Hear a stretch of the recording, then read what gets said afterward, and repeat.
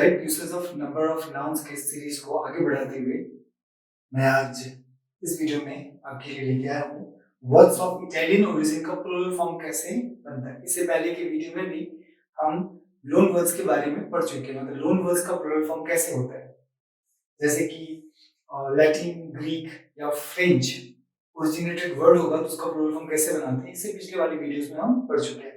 आज की वीडियो में मैं आपके लिए लेके आऊँ इटालियन ओरिजिनेटेड जो वर्ड है उसका प्लूरल फॉर्म कैसे बनता है।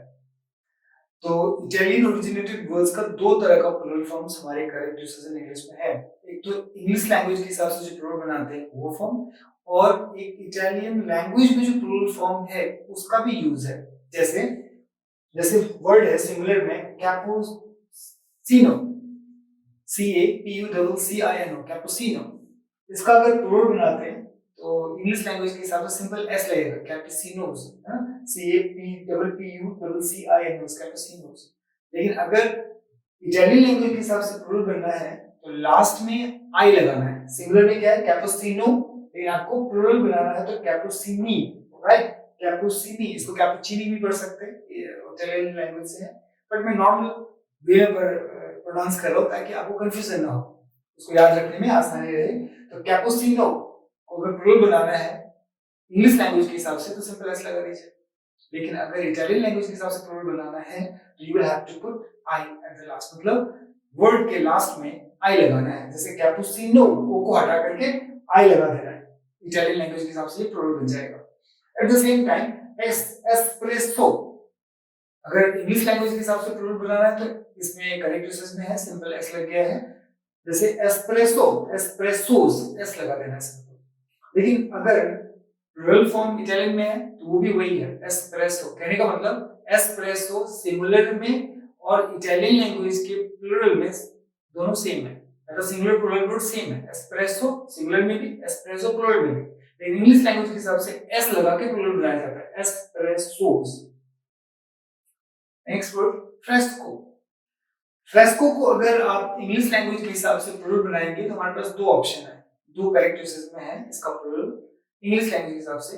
एक तो सिंपल एस लगा के और दूसरा एस की जगह पे ईएस लगा के। जैसे देखेंगे फ्रेस्को, फ्रेस्कोस, सीओ के बाद एस लग गया, और यहाँ पे फ्रेस्कोस ओ के बाद, ये ओ के बाद ईएस लग गया, मतलब फ्रेस्को के लास्ट में एस या ईएस लगा के आप इंग्लिश लैंग्वेज के हिसाब से इसका प्लूरल बना सकते हैं। दोनों ही करेक्ट यूसेज में है।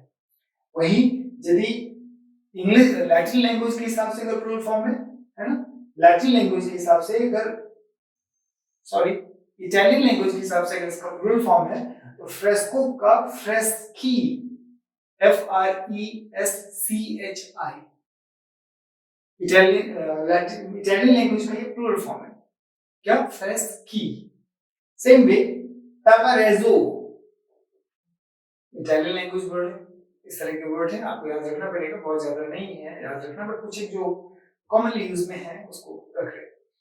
अब जैसे पेपरेजो सिंगुलर फॉर्म है, अगर इसको प्लूरल बनाना है तो पेपरेजी। अब यहाँ पे ध्यान देने की बात है, आप देखेंगे इंग्लिश लैंग्वेज के हिसाब से प्लूरल फॉर्म पेपरेजी और इटालियन लैंग्वेज के हिसाब से प्लूरल फॉर्म पेपरेजी सेम है, मतलब पेपरेजो का करेक्ट यूसेज इन इंग्लिश में इंग्लिश लैंग्वेज के हिसाब से प्लूरल नहीं है, rather जो इटालियन लैंग्वेज में प्लूरल फॉर्म है वही इंग्लिश लैंग्वेज में यूज होता है, दैट इज पेपरेजो का पेपरेजी, मतलब PAPA डबल RAZO, यहाँ पे डबल आर है,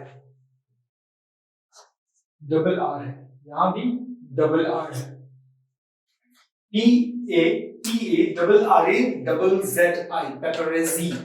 प्लूरल में भी PAPA double RA double ZI, paparazzi, मतलब पेपरेजो का इंग्लिश लैंग्वेज के हिसाब से प्लूरल और इटालियन लैंग्वेज के हिसाब से प्लूरल सेम है। नेक्स्ट है पिज्जा। पिज्जा का इंग्लिश लैंग्वेज के हिसाब से प्लूरल फॉर्म सिंपल एस लग जाना है, पिज़्ज़ास।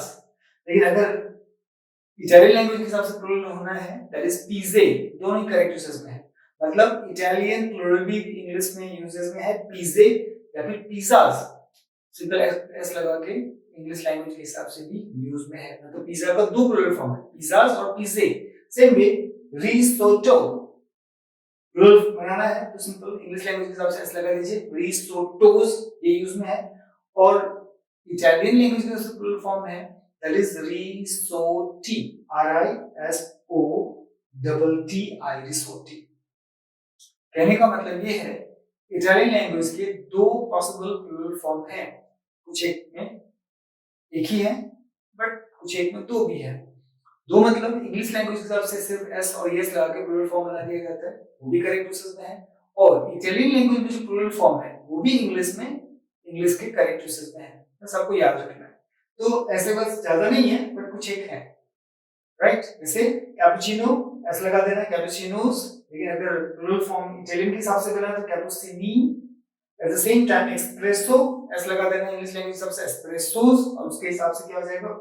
अच्छा एक बात और ध्यान देंगे, उसमें सिंगुलर और प्लूरल सेम है। किसमें? इटालियन लैंग्वेज के हिसाब से सिंगुलर एस्प्रेसो का प्लूरल भी एस्प्रेसो ही है, बट इंग्लिश लैंग्वेज के हिसाब से वो एस्प्रेसोस है प्लूरल फॉर्म में। फ्रेस्को इंग्लिश लैंग्वेज के हिसाब से ये दो ऑप्शन है हमारे पास, फ्रेस्को और फ्रेस्कोस, मतलब लास्ट में एस लगा हुआ है ओ के बाद या ईएस लगा हुआ है ओ के बाद, दोनों ही करेक्ट यूसेज में है। लेकिन plural as per the Italian language वो है फ्रेस्की, FRESCHI, ये भी करेक्ट यूसेज इन इंग्लिश में है।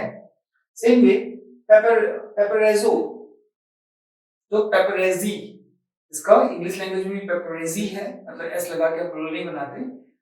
प्लूरल जो इटालियन लैंग्वेज का वही इंग्लिश के करेक्ट यूसेज में भी है, और प्लूरल इटालियन के हिसाब से पेपरेजी ही होगा।